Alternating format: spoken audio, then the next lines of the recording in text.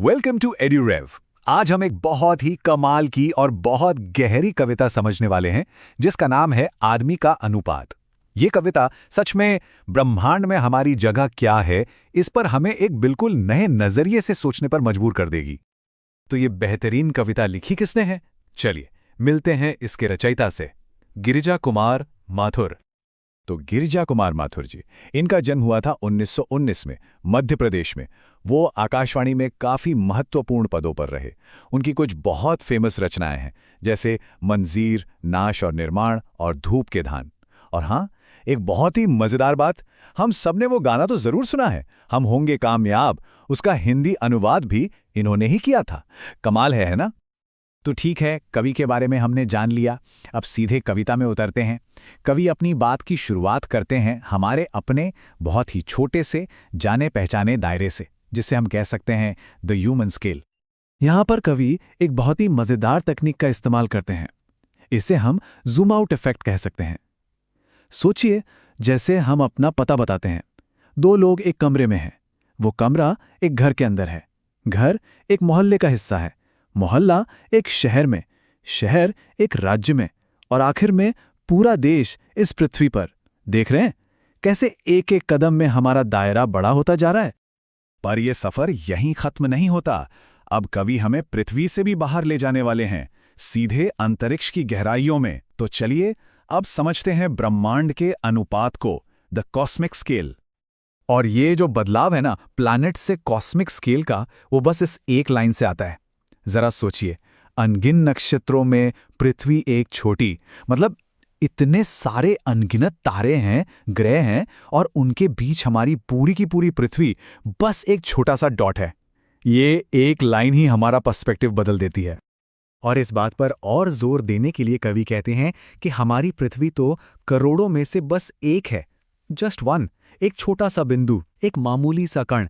ये सोचना भी कितना माइंड बॉगलिंग है ना? तो हमारा कॉस्मिक एड्रेस क्या हुआ? देखिए, हमारी पृथ्वी हमारी आकाशगंगा यानी हमारी गैलेक्सी का एक हिस्सा है। और हमारी गैलेक्सी, वो भी लाखों यूनिवर्सेस में से बस एक है। और कवि तो ये भी कहते हैं कि हर यूनिवर्स में ना जाने कितनी अनगिनत पृथ्वियां हो सकती हैं। मतलब ये जो विशालता है, ये हमारी इमेजिनेशन से भी बहुत बहुत आगे है। अच्छा, तो हमने ब्रह्मांड की इतनी बड़ी सैर कर ली। अब कवि एकदम से अचानक से फोकस को बाहर से अंदर की तरफ लाते हैं, इंसान के मन की तरफ। और यहीं पर कविता का सबसे बड़ा ट्विस्ट, सबसे बड़ा विरोधाभास यानी द ह्यूमन पैराडॉक्स सामने आता है। तो सवाल ये उठता है कि जब ब्रह्मांड इतना विराट है, इतना बड़ा, तो इस विराट ब्रह्मांड में रहने वाले एक छोटे से इंसान के भीतर, उसके मन में आखिर क्या चल रहा है? और ये कॉन्ट्रास्ट देखिए, एक तरफ है विराट ब्रह्मांड जिसमें अनगिनत तारे हैं, लाखों गैलेक्सीज हैं, अनंत विस्तार है। और दूसरी तरफ है इंसान का मन, जिसमें क्या है? ईर्ष्या मतलब जेलसी, अहम यानी ईगो, स्वार्थ सेल्फिशनेस, और घृणा और अविश्वास। कितना बड़ा पैराडॉक्स है ना, कि इतने बड़े यूनिवर्स का हिस्सा होते हुए भी इंसान अपने अंदर कितनी छोटी, कितनी नेगेटिव दुनिया बनाकर बैठा है। इसके लिए एक बहुत ही खूबसूरत मेटाफर यूज करते हैं। वो कहते हैं कि इंसान अपने चारों ओर संख्यातीत शंख सी दीवारें खड़ी कर लेता है। मतलब अनकाउंटेबली मेनी वॉल्स।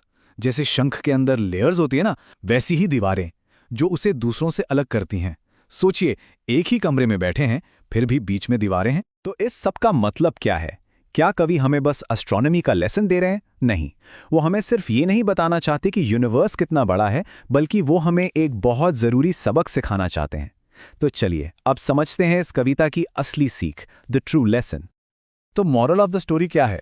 यही कि जब हम इस विशाल ब्रह्मांड के सामने इतने छोटे हैं, तो फिर हमारा ये अहंकार, हमारी ये नफरत, ये सब कितना बेमतलब है, कितना पॉइंटलेस है।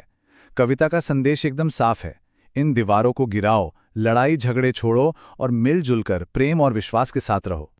चलिए तो एक क्विक समरी कर लेते हैं। पहला पॉइंट, ब्रह्मांड के सामने इंसान बहुत छोटा है।